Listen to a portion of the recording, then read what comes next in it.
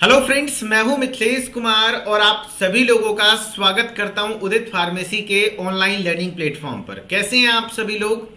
आशा करता हूं अच्छे होंगे, स्वस्थ होंगे और मस्त होंगे। आज के इस लाइव सेशन में हम लोग डी फार्मा सेकेंड ईयर का फार्माकोथेरेपेटिक्स का सिलेबस एक्सप्लेन करने वाले हैं। जैसे आपने फार्माकोलॉजी का सिलेबस देखा होगा तो उसमें हम लोग ड्रग्स के बारे में पढ़ते हैं, लेकिन यानी कि दवाओं के बारे में पढ़ते हैं। लेकिन फार्माकोथेरेपेटिक्स में हम लोग डिजीज एंड देयर ट्रीटमेंट यानी बीमारी के बारे में पढ़ते हैं एंड उसके साथ साथ उसका ट्रीटमेंट भी पढ़ते हैं। ठीक है, तो चलिए सबसे पहले हम लोग थोड़ा सा फार्माकोथेरेपेटिक्स को समझते हैं, क्या होता है सब्जेक्ट। तो देखो, फार्माकोथेरेपेटिक्स भी फार्माकोलॉजी का ही एक ब्रांच है। ठीक है, तो फार्माकोलॉजी में एक्चुअली क्या था? Science of drug. यहां पर ड्रग के बारे में सारी चीजें, इंफॉर्मेशन वगैरह पढ़ते हैं कि ड्रग क्या है, ड्रग का क्या इफेक्ट है, ड्रग का क्या साइड इफेक्ट है, ड्रग कैसे काम करता है, ये सब पढ़ते हैं। लेकिन थेरेपेटिक्स में हम लोग क्या पढ़ते हैं? तो ये भी ब्रांच ऑफ फार्माकोलॉजी है, लेकिन क्या कर रहा है? It is concerned with the prevention and cure of disease और relief of symptom with drug therapy and non drug measures. कहने का मतलब है कि कोई भी बीमारी हो, डिजीज का ट्रीटमेंट है ना, डिजीज का ट्रीटमेंट को हम लोग फार्माकोथेरेपेटिक्स में पढ़ते हैं। तो वही बोल रहा है, देखो, क्योर ऑफ डिजीज। क्योर मतलब क्या होना? बीमारी को कैसे ठीक करेंगे। रिलीफ ऑफ सिम्टम, कोई भी सिम्टम आ रहा है, बुखार आ रहा है तो उसको ठीक कैसे करेंगे, किसके द्वारा? Drug therapy. ड्रग थेरेपी मतलब होता है कोई दवा, कौन सी दवा देंगे। एंड नॉन ड्रग यानी कि बिना दवा के कैसे ठीक करेंगे। ठीक है, तो थेरेपेटिक्स में एक्चुअली डिजीज एंड देयर पूछेगा कि the branch of pharmacology which deals with disease and their treatment, यानी कि डिजीज एंड देयर ट्रीटमेंट। ये वर्ड याद रख लेना, सब लोग पता होगा। डिजीज और उसके ट्रीटमेंट के बारे में आप लोग पढ़ते हैं। तो ये कहां पर पढ़ते हैं? फार्माकोथेरेपेटिक्स में। तो आपका फार्माकोथेरेपेटिक्स का जो पूरा सिलेबस है, इसमें बीमारियों का नाम, इसमें मेनली किसके बारे में पढ़ना है? सब लोग एक बार कॉमेंट में डिजीज लिख देंगे। सब लोग एक बार कमेंट में डिजीज लिख दीजिए। तो फार्माकोथेरेपेटिक्स में बीमारी और उसके उपचार पढ़ने हैं। जैसे अगर सिलेबस में दिखाऊं तो बीमारी का नाम लिखा हुआ है, देखो, हाइपरटेंशन, हाई ब्लड प्रेशर बीमारी होती है, एंजाइना बीमारी होती है ना, अस्थमा, सीओपीडी। तो यहाँ टॉपिक का नाम जो भी रहेगा, जैसे डायबिटीज, पार्किंसन, एपिलेप्सी, लगभग बहुत सारी बीमारियां हैं जो कि कैटेगरी वाइज आपको दी हुई है। तो आपको थेरेपेटिक्स में ओवरऑल बीमारियों के बारे में पढ़ना है। जबकि फार्माकोलॉजी में देखो, एक शब्द में कोई पूछे कि फार्माकोलॉजी में क्या पढ़ना होता है, तो फार्माकोलॉजी में ड्रग्स की स्टडी होती है, ड्रग्स यानी दवाओं की स्टडी। जबकि थेरेपेटिक्स में क्या स्टडी होता है? तो डिजीज एंड देयर ट्रीटमेंट, बीमारी एवं उसके उपचार के बारे में हम लोग यहाँ पर पढ़ते हैं फार्माकोथेरेपेटिक्स में। ठीक है, सबसे पहला चैप्टर फार्माकोथेरेपेटिक्स है, जो कि बहुत थ्योरेटिकल है, उतना ज्यादा कंसेप्चुअल नहीं है, थोड़ा मन भी नहीं लगता है पढ़ने में। पहला चैप्टर इंट्रोडक्शन है ना, क्या होता है फार्माकोथेरेपेटिक्स और इसके स्कोप और ऑब्जेक्टिव्स को पढ़ना है। ठीक है, एंड इसमें कुछ कुछ छोटी छोटी चीजें हैं, जैसे RUM, rational use of medicine. Shortcut में एग्जाम के लिए अभी क्वेश्चन बता देता हूं। RUM का फुल फॉर्म काफी बार पूछा हुआ है, तो उसको कहते हैं rational use of medicine. Rational use of medicine मतलब आगे आप पढ़ेंगे कि राइट तरीके से मेडिसिन को कैसे उपयोग करें, सही तरीके से, सही मात्रा में, सही समय पर, सही फ्रीक्वेंसी होना चाहिए दवा का, तो उसको रेशनल यूज मतलब एकदम परफेक्ट तरीके से, है ना, जैसे कि बहुत इफेक्टिव ट्रीटमेंट हो। तो रेशनल यूज ऑफ मेडिसिन पढ़ते हैं। उसके बाद एक छोटा सा टॉपिक है EBM, एविडेंस बेस्ड मेडिसिन। इस सब का शॉर्टकट याद रख लीजिएगा, शॉर्ट फॉर्म। EBM का फुल फॉर्म क्या होता है ना, तो आपको पता होना चाहिए, एविडेंस बेस्ड मेडिसिन होता है। RUM का फुल फॉर्म क्या होता है? Rational use of medicine. ठीक है, ये सब सीधा सीधा MCQ बनने वाला है आपके एग्जाम में। फिर essential medicine list, EML, essential medicine list, यानी कि जो भी इसेंशियल, जो ऐसी दवाओं का लिस्ट पढ़ना है जो कि बहुत ज़्यादा जरूरी होता है, हर एक प्राइमरी हेल्थ केयर सेंटर पे अवेलेबल होना चाहिए। फिर आपको स्टैंडर्ड ट्रीटमेंट गाइडलाइंस यानी STGs के बारे में पढ़ना है। यानी ये चैप्टर थोड़ा बेसिक है, छोटा सा है, थ्योरेटिकल चैप्टर है, थोड़ा मन भी नहीं लगता है पढ़ने में, लेकिन फिर भी थोड़ा थोड़ा पढ़ेंगे हम लोग। ठीक है, चैप्टर का वेटेज का बात करें तो 5 नंबर का क्वेश्चन हर साल आता ही आता है फार्माकोथेरेपेटिक्स से। क्या होता है फार्माकोथेरेपेटिक्स, इसके ऑब्जेक्टिव्स, फिर रेशनल यूज ऑफ, बस टॉपिक का नाम जानो, क्या क्या पढ़ना है? Rational use of medicine. अच्छा, रेशनल यूज ऑफ मेडिसिन को शॉर्टकट में क्या कहते हैं? तो RUM कहते हैं। RUM मतलब रेशनल यूज ऑफ मेडिसिन। कोई पूछेगा EBM का मतलब क्या होता है? थेरेपेटिक्स का बहुत फेमस सवाल है। तो EBM का मतलब एविडेंस बेस्ड मेडिसिन। ये सिंपल पीसीआई का। और कुछ लोगों के मन में डाउट होगा सर ये सिलेबस सिर्फ यूपी वालों के लिए बता रहे हैं क्या? नहीं, ऑल ओवर इंडिया इसी से पेपर आता है, यहीं से पेपर आता है, ठीक है। पूछेगा ईएमएल का full form, essential medicine list. STGs का फुल फॉर्म तो स्टैंडर्ड ट्रीटमेंट गाइडलाइन, ठीक है। ये पहला चैप्टर था। अब दूसरा चैप्टर से खेला शुरू होता है, दूसरे चैप्टर से खेला शुरू होता है। दूसरे चैप्टर में आपको दो टॉपिक दिया हुआ है, एक है कार्डियोवास्कुलर सिस्टम, इसको शॉर्टकट में सीवीएस कहते हैं, कार्डियोवास्कुलर सिस्टम। कार्डियोवास्कुलर सिस्टम मतलब क्या हुआ, यहां पर इसके अंदर कार्डियोवास्कुलर सिस्टम से संबंधित जो बीमारियां हैं उसके बारे में पढ़ना है, उसके बीमारी और उसके उपचार के बारे में। जैसे कार्डियोवास्कुलर सिस्टम में क्या होता है, मेनली अफेक्टेड क्या क्या होता है, सब लोग बताइए। तो कार्डियो का मतलब हो गया हार्ट, और वेस्क्यूलर मतलब हो गया वेसल्स, यानी कि रक्त नलिकाएं, यानी ब्लड वेसल्स, और हार्ट को जो अफेक्ट होता है वैसे बीमारी के बारे में यहाँ पर पढ़ना है। तो कार्डियोवास्कुलर सिस्टम के अंतर्गत आपके 5 बीमारियां हैं जो कि आपको पढ़ना है। जैसे हाइपरटेंशन, हाइपरटेंशन क्या है, high blood pressure, high BP, high BP, तो हाई बीपी पूरा पढ़ना है, ठीक है। उसी तरीके से एक होता है एंजाइना, एंजाइना बीमारी को हम लोग चेस्ट पेन कहते हैं। चेस्ट पेन, सीने में दर्द, अचानक से सीने में बहुत ज्यादा दर्द लेफ्ट साइड होगा, क्योंकि हृदय के मांसपेशियों को सही मात्रा में अगर ऑक्सीजन नहीं मिलता है तो हृदय में बहुत अचानक से दर्द उठ जाता है। तो उस कंडीशन में कोलोजी में पढ़े थे, नाइट्रोग्लिसरीन नाम की दवा दी जाती है, एकदम टिप्स पे याद होना चाहिए। एंजाइना मतलब चेस्ट पेन, कैसे, तो हृदय की मांसपेशियों को सही से ऑक्सीजन नहीं मिलता, इस वजह से हृदय की मांसपेशियों में दर्द उठ जाता है, तो बहुत अचानक दर्द होता है। तो इस कंडीशन में एक सबसे ड्रग ऑफ चॉइस, अच्छा ड्रग ऑफ चॉइस कहीं पे भी बोले तो ड्रग ऑफ चॉइस मतलब है सबसे अच्छा दवा कौन सा है, तो नाइट्रोग्लिसरीन। उसके बाद मायोकार्डियल इन्फार्क्शन, MI, इसी को MI, या तो इसी को हम लोग हार्ट अटैक भी कहते हैं, इसी को हार्ट अटैक भी कहते हैं, हार्ट अटैक भी कहते हैं, इसी को हार्ट अटैक कहते हैं, इसी को कार्डियक अरेस्ट भी कहते हैं, इसी को लगभग कार्डियक अरेस्ट कहते हैं, कार्डियक अरेस्ट कहते हैं। अचानक से आपका हार्ट बीट करना ही बंद कर गया, हार्ट का सेल डेड होने लग गया, तो इमरजेंसी सिचुएशन होता है। कार्डियक अरेस्ट, मायोकार्डियल इन्फार्क्शन या हार्ट अटैक एक ही चीज है, ठीक है। हाँ, फिर एक होता है हाइपरलिपिडीमिया, ब्लड में लिपिड का मात्रा ज्यादा, कोलेस्ट्रॉल का मात्रा ज्यादा हो जाता है, तो उस बीमारी में भी आपका हाइपरलिपिडीमिया हो गया। फिर आपका होता है कंजेस्टिव हार्ट फेल्योर, इसको शॉर्टकट में CHF कहते हैं, कंजेस्टिव हार्ट फेल्योर, यानी हार्ट फेल का केस। देखो हार्ट अटैक अलग बीमारी है, हार्ट फेल्योर अलग बीमारी है। अगर किसी को हार्ट फेल हुआ है तो वो इमरजेंसी सिचुएशन नहीं है, उसको समय मिलते ही ट्रीट हो जाता है, लेकिन हार्ट अटैक में इमरजेंसी होता है, ठीक है। ये सब जब चैप्टर पढ़ेंगे तो डिटेल में पता चलेगा। अच्छा, इन सब बीमारियों का क्या क्या पढ़ना है सर, हर एक बीमारी का क्या क्या पढ़ना है? तो सबसे पहले सभी बीमारी का डेफिनेशन, डेफिनेशन का मतलब परिभाषा। जैसे एग्जांपल मैं ले लूं, हाइपरटेंशन अगर आपका टॉपिक है तो हाइपरटेंशन की परिभाषा, सबसे पहले हाइपरटेंशन का डेफिनेशन पढ़ना है। क्या पढ़ना है? डेफिनेशन, डेफिनेशन मतलब परिभाषा। उसके बाद उसका इटियोपैथोजेनेसिस। अच्छा, इटियोपैथोजेनेसिस में 2 वर्ड है, एक है इटियोलॉजी और दूसरा पैथोजेनेसिस। इटियोलॉजी का मतलब होता है कारण, कारण, और पैथोजेनेसिस मतलब कैसे हो रहा है, यानी ओवरऑल इटियोपैथोजेनेसिस का मतलब अगर समझे तो इटियोपैथोजेनेसिस मतलब होता है कि आखिर हाई ब्लड प्रेशर हुआ तो कैसे हुआ, क्यों हुआ, आखिर क्या कारण है, हाई ब्लड प्रेशर होने का कारण क्या है। वैसे जब एंजाइना पढ़ेंगे हर एक बीमारी का ये सब चीज पढ़ना है। क्या क्या? सबसे पहले डेफिनेशन, है ना, सबसे पहले डेफिनेशन, उसके बाद इटियोपैथोजेनेसिस। इटियोपैथोजेनेसिस मतलब उसका कारण, ठीक है, कैसे हो रहा है, कैसे वो बीमारी डेवलप हुआ है, ठीक। उसके बाद पढ़ना है क्लिनिकल मैनिफेस्टेशन। अच्छा, क्लिनिकल मैनिफेस्टेशन का मतलब होता है सिंपल सिम्टम। कोई भी बीमारी का सिम्टम बहुत जरूरी है, कैसे पहचानोगे इसको ये बीमारी हुई है, तो सिम्टम पढ़ना है ना, सिम्टम यानी लक्षण। उसके बाद उसका non pharmacological and pharmacological management. अच्छा, किसी भी डिजीज का ना ट्रीटमेंट, बहुत सारी ऐसी बीमारियां जिसका ट्रीटमेंट संभव नहीं है, जैसे डायबिटीज। दुनिया में अगर कोई डॉक्टर आपको बोल दे, कितना बड़ा स्पेशलिस्ट है, कि हम डायबिटीज को ट्रीट कर देंगे, क्रोनिक डायबिटीज को, जिसको लंबे समय से बीमारी है डायबिटीज, उसको ट्रीट कर देंगे, तो वो झूठ बोल रहा है, आपको बेवकूफ बना रहा है। डायबिटीज को कभी भी ट्रीट नहीं किया जा सकता है। नहीं विश्वास होता है तो कभी गूगल से एक लाइन पूछिएगा कि क्या डायबिटीज को कंप्लीटली ट्रीट किया जा सकता है, तो बोलेगा नहीं, इसको मैनेज किया जा सकता है। तो यहां पर अगर आप थोड़ा होशियार हो जाइएगा तो समझिएगा कि ट्रीटमेंट वर्ड सही नहीं होता है, मैनेजमेंट, यानी उसको मैनेज किया जा सकता है, कि सिम्टम को रिलैक्स किया जा सकता है, ठीक है, समझ रहे ना। एक सेकेंड, सॉरी,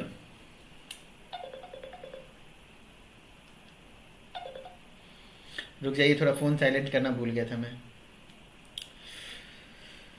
चलिए, तो मैनेजमेंट एक होता है नॉन फार्माकोलॉजिकल मैनेजमेंट। अच्छा, नॉन फार्माकोलॉजिकल मतलब क्या हुआ? जिसमें दवा का उपयोग नहीं करेंगे, दवा का उपयोग नहीं, जैसे आपका खान पान बदल देना, लाइफ स्टाइल चेंज कर देना, वॉकिंग करना, स्ट्रेस कम लेना, ये सब नॉन फार्माकोलॉजिकल हो गया।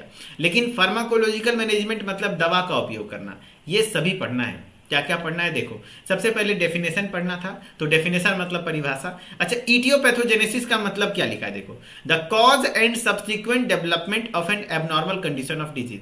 कॉज मतलब कारण, कारण और कैसे विकसित हो रहा है वो बीमारी, हो कैसे रहा है वो पढ़ना है। क्लिनिकल मैनिफेस्टेशन का मतलब क्या होता है सर? तो क्लिनिकल मैनिफेस्टेशन मतलब फिजिकल रिजल्ट, बाहरी रिजल्ट, रिजल्ट क्या है उस बीमारी का, उस इन्फेक्शन का, यानी सिम्टम। एक वर्ड में बोले तो इसका मतलब क्या होता है? सिम्टम। फिर उसके बाद होता है non pharmacological management. Non pharmacological management में क्या होता है? इसमें नॉन मेडिकेशन ट्रीटमेंट। फार्माकोलॉजिकल मतलब मेडिकेशन, नॉन मेडिकेशन ट्रीटमेंट यानी कोई दवा उपयोग नहीं करेंगे। यहां पर हम लोग किसी प्रकार का कोई दवा नहीं देते हैं, बस उसका है ना, उसको बोलेंगे लाइफ स्टाइल चेंज करने, खाना चेंज करने, है ना। कैसे होता है, अगर मान लो किसी को हाई ब्लड प्रेशर है तो उसको बोलते हैं भैया थोड़ा स्प्राउट्स वगैरह खाओ, मॉर्निंग में वॉक किया करो, है कि नहीं। हाँ, वेट कंट्रोल करो, इसमें दवा तो उपयोग नहीं है। लेकिन अगर हम उसको एम्लोकाइंड 80 देने लग जाएं तो वो फार्माकोलॉजिकल मैनेजमेंट में आ गया। तो फार्माकोलॉजिकल मैनेजमेंट मतलब होता है थेरेपी, थेरेपी का मतलब होता है ट्रीटमेंट, ट्रीटमेंट करना है किसके साथ? ड्रग्स के साथ, ड्रग्स यानी दवा। तो ये सारी चीजें पढ़नी है हर एक बीमारी का। क्या क्या?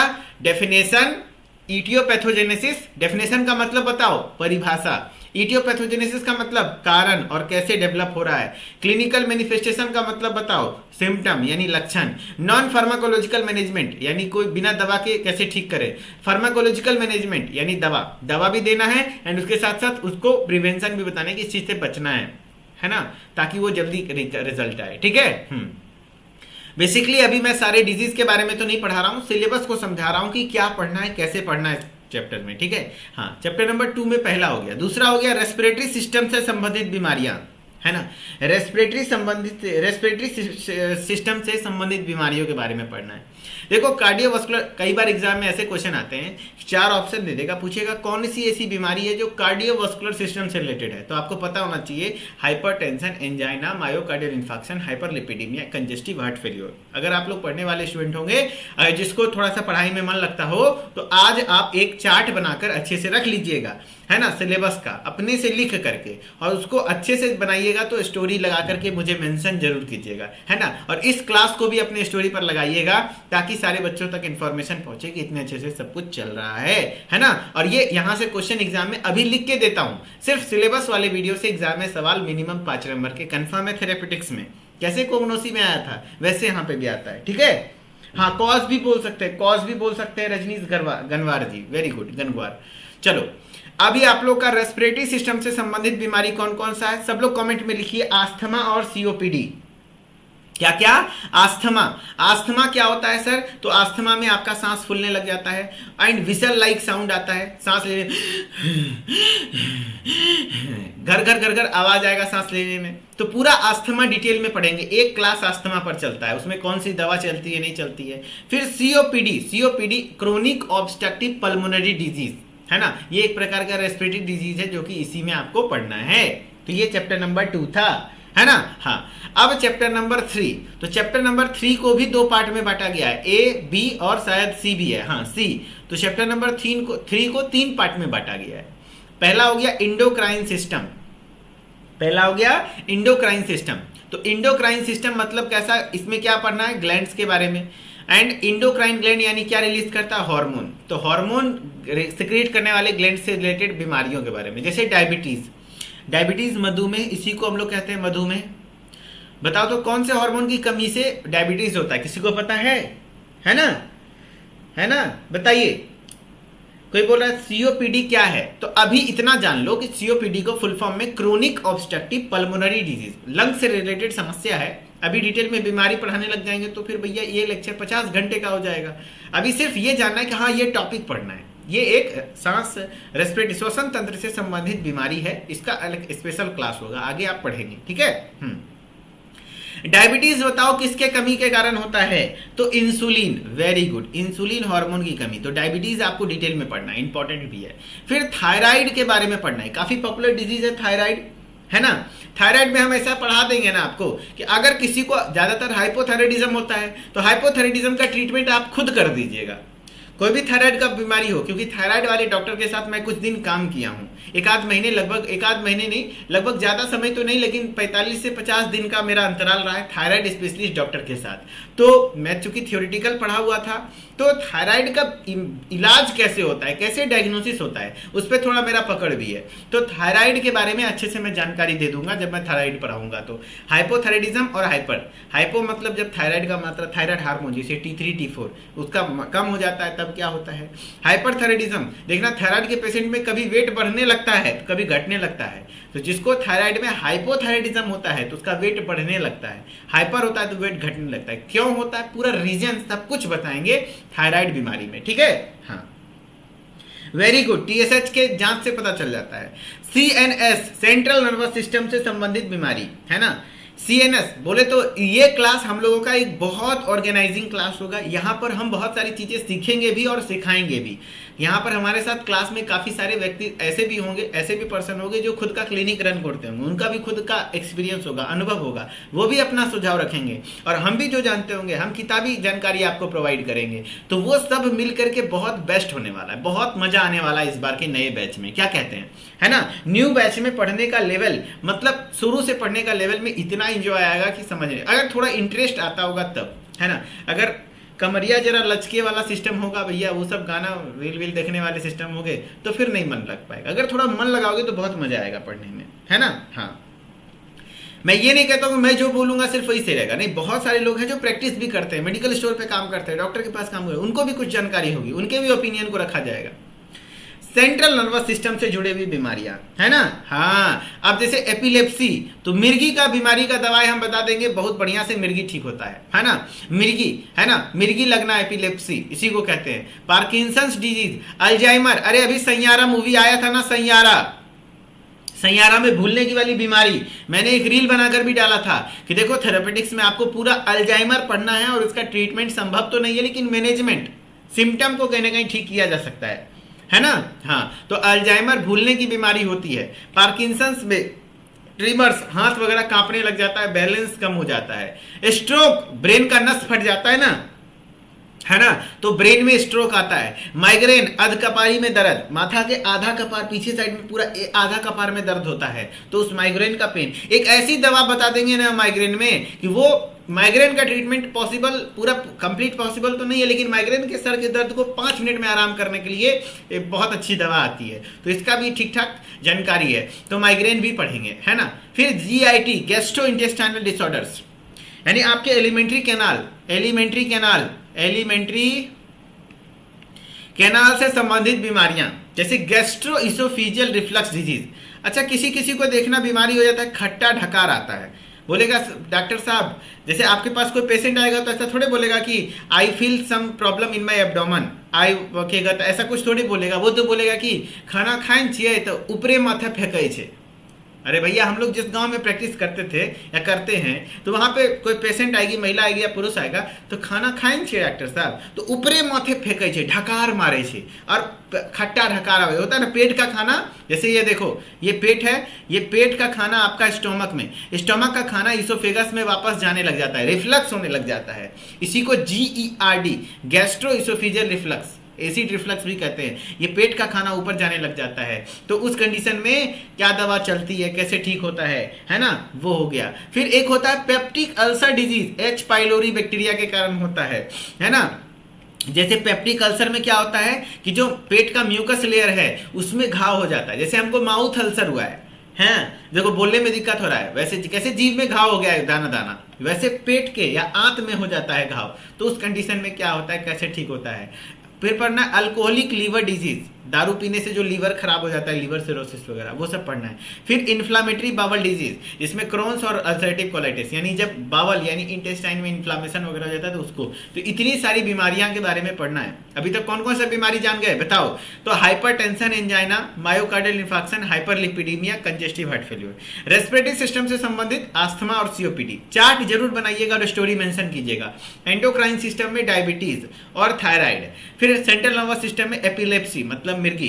पार्किंसंस मतलब हाथ पैर थरथराने, डोपामिन का कम हो जाता है लेवल, है ना, आगे पढ़ेंगे। अल्जाइमर मतलब भूलने की बीमारी, है ना, स्ट्रोक, है ना, माइग्रेन, ये सब पढ़ना है। फिर जीआईटी वाला सिस्टम में गैस्ट्रो इसोफिजियल रिफ्लक्स डिजीज, जिसमें खाना ऊपर माथे आने लग जाता है। पेप्टिक अल्सर डिजीज, जिसको पीयूडी भी कहते हैं, पीयूडी, है ना, हाँ। अल्कोहलिक लीवर डिजीज और बाउल डिजीज के बारे में पढ़ना है।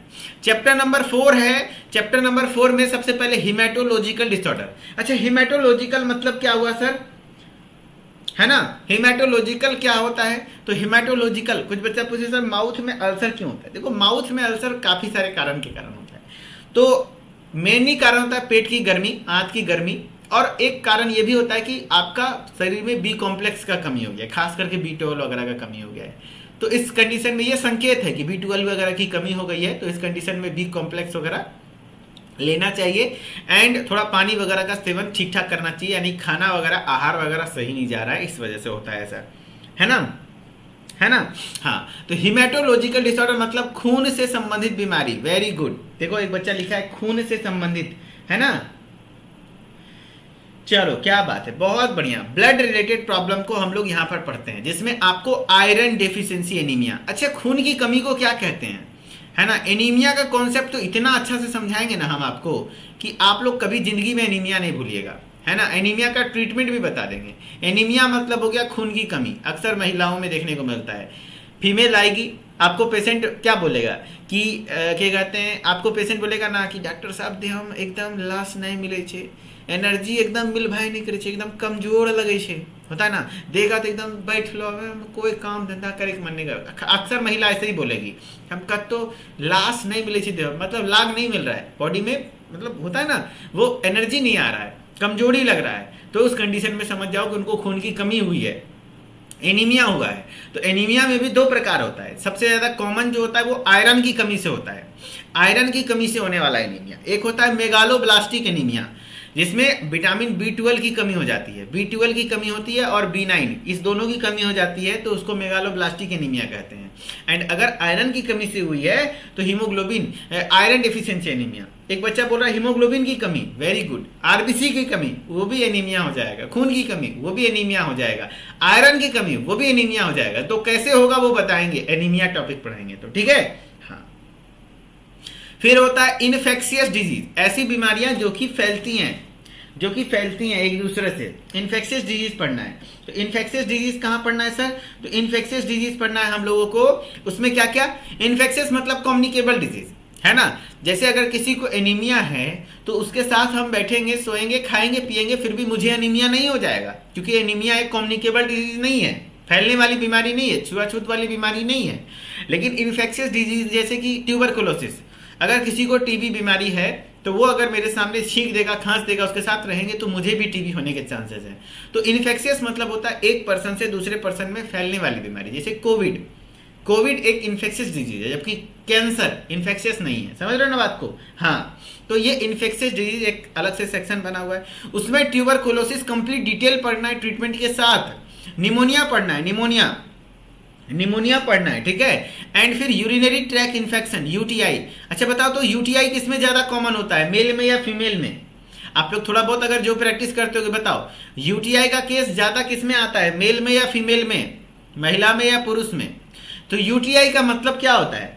हाँ, सब लोग का आंसर आ रहा है फीमेल में, वेरी गुड। फीमेल में ज्यादा कॉमन होता है। अच्छा, ऐसा क्यों होता है फीमेल में कॉमन? फीमेल में कॉमन क्यों होता है, फीमेल में ज्यादातर कॉमन क्यों होता है?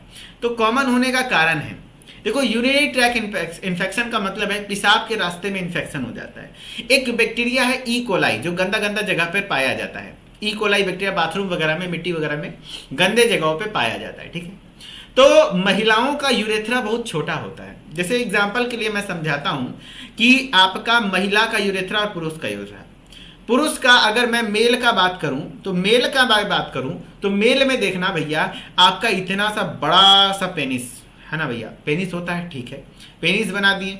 पेनिस के साथ साथ आपका क्या होता है भैया, फिर यहाँ पे टेस्टिस है, ठीक है, कोई दिक्कत नहीं, ये टेस्टिस हो गया, ये आपका हो गया मेल का। एंड यहां से आपका पेशाब का रास्ता आता है यूरेथ्रा, और इसी से स्पर्म भी आता है, ठीक है, ये यूरेथ्रल मीएटस है, ये पेशाब का रास्ता है, ये पेशाब का रास्ता है, ठीक है। देखो भाई कोई मजाक मत बनाना, अच्छे से अगर पढ़ना चाहते हो तो मुझे पढ़ाना पड़ेगा ओपन होके, ठीक है, हाँ अच्छे से, ठीक है, चाहते हो ना पढ़ना, हाँ। तो देखो ये मेल का यूरेथ्रा क्या, और यहाँ पे होता है ब्लेडर, यहाँ पे होता है ब्लेडर, ब्लेडर मतलब पेशाब की थैली, और ये है आपका यूरेथ्रा, ये है आपका यूरेथ्रा, ये आपका यूरेथ्रा, पेशाब का रास्ता। तो जब ब्लेडर से यूरिन आता है तो यहाँ से आते आते आते आते फिर वो यूरिन निकलता है ना। और मेल में आदत है कि मेल जब भी पेशाब करता है तो बैठ के नहीं करता है, खड़ा होके करता है, और मेल का पेशाब का धार बहुत दूर तक जाता है ना। जमीन अगर यहाँ है तो यहाँ पर पेशाब कर रहा होगा, ठीक है, यहाँ जमीन है, ठीक है ना, है ना, ठीक है, यहां पे पेशाब कर रहा है। तो मेल में इसलिए नहीं होता क्योंकि मेल का एक तो यूरेथ्रा बड़ा है, देखो यूरेथ्रा बड़ा है क्योंकि पेनिस भी है, पेनिस तक आपका यूरेथ्रा होता है, एंड मेल अक्सर खड़ा होकर पेशाब करता है। इसीलिए परंपरा ही है कि मेल कहीं भी खड़ा होकर पेशाब कर ले, मेल को ज्यादा नहीं कुछ होगा। कारण कि अगर नीचे इकोलाई बैक्टीरिया है, अगर नीचे इकोलाई बैक्टीरिया है, तो अगर ये बैक्टीरिया है भी तो इस स्ट्रीम पेशाब के माध्यम से अगर वो चढ़ना शुरू करेगा, जैसे मान लो पेशाब कर रहे हो उसी समय चढ़ना शुरू करेगा, तो बैक्टीरिया जब तक यहां तक पहुंचेगा ना सामान तक, तब तक ये सामान अपना क्लोज कर चुका होगा। अरे भैया कितना आधा घंटा तक मुझते थोड़े रहोगे भाई, है ना, 1 मिनट 1.5 मिनट बहुत हो गया तो कितना भाई, टंकी थोड़े भर दोगे, नहीं ना, हाँ 1 आध मिनट तक बहुत हुआ तो हुआ, उतना देर तक में वो चढ़ नहीं पाएगा, चेन बंद की है, खेल खत्म, है ना, खेल खत्म। तो ई कोलाई वहां तक पहुंच नहीं पाएगा। लेकिन फीमेल में समस्या क्या है, फीमेल में समस्या क्या है, एक तो फीमेल का यूरेथ्रा छोटा होता है, फीमेल में यूरेथ्रा छोटा होता है। फीमेल का अगर रिप्रोडक्टिव सिस्टम की मैं बात करूं तो फीमेल का रिप्रोडक्टिव सिस्टम की मैं बात करूं तो फीमेल में कुछ ऐसा होता है, जैसे मैं इमेज से बताता हूं, ये फीमेल में आपका यूरेथ्रा है, जैसे देखो दिखाता हूं, ये फीमेल का यूरेथ्रा मैं बना के दिखाता हूं आपको। ये अगर फीमेल का आउटर जैसे जेनिटल्स को देखने का कोशिश कीजिएगा तो कुछ ऐसा दिखता है, ठीक है, ये है आपका, ठीक है, यहां पर आपका ये इस तरीके से दिखता है, ठीक है।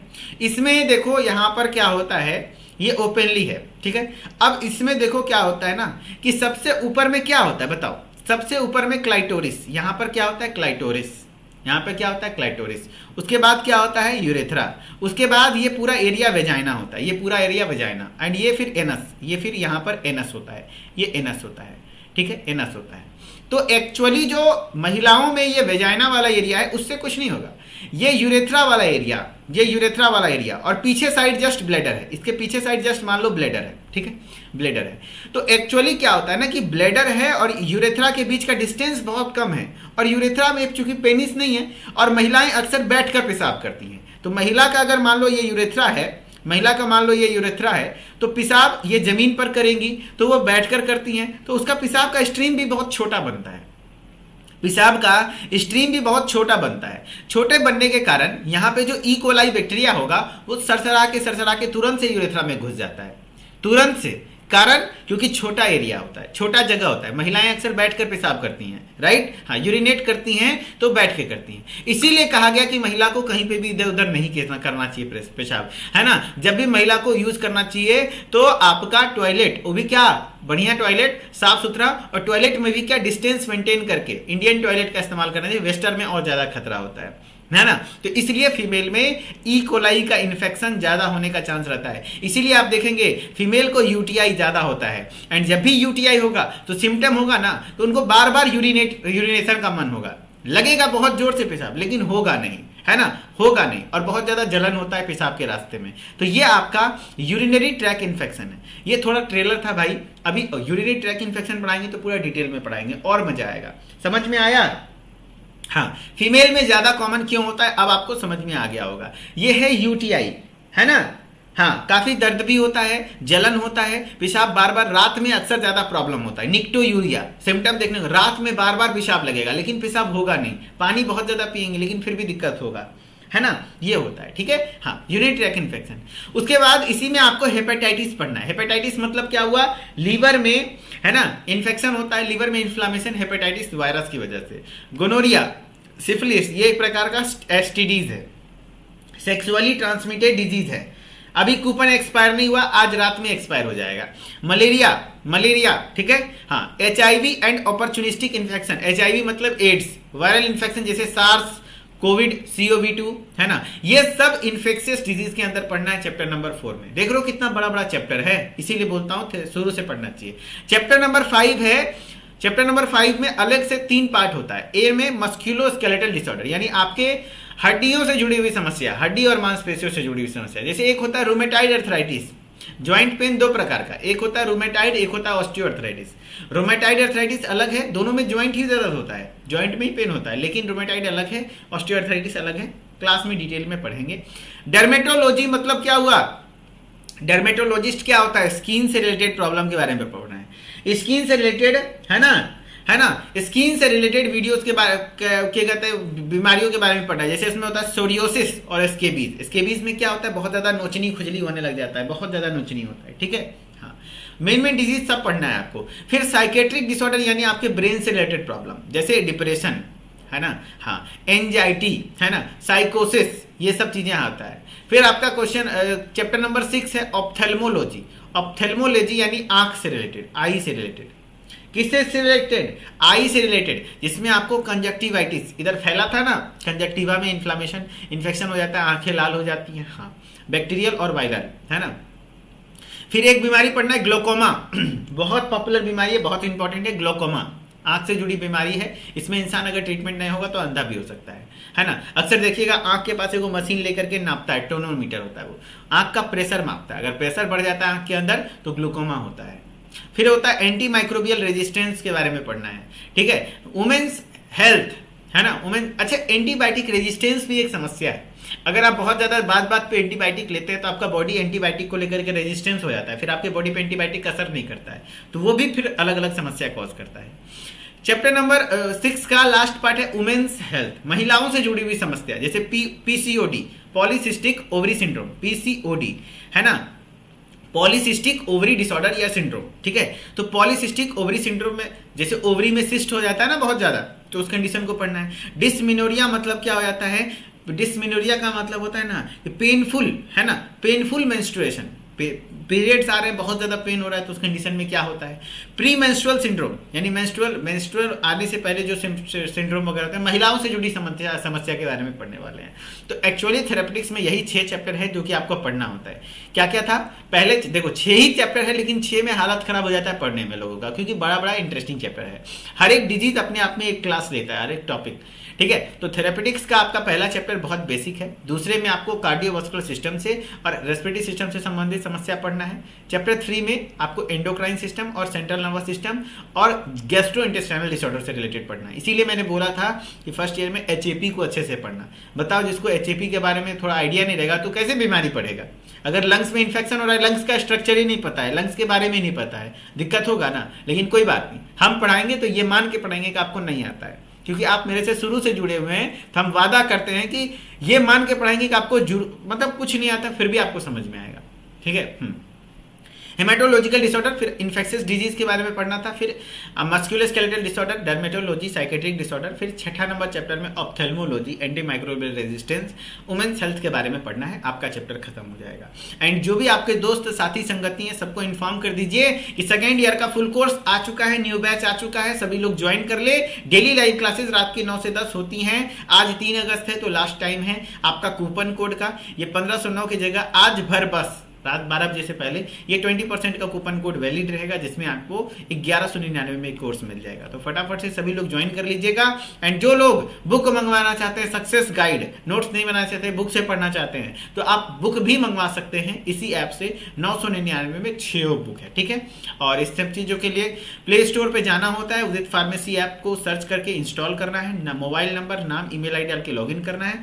एंड कोर्सेज वाले सेक्शन में आपको मिल जाएगा डी फार्मा सेकेंड ईयर का कंप्लीट कोर्स। फटाफट ज्वाइन करिए।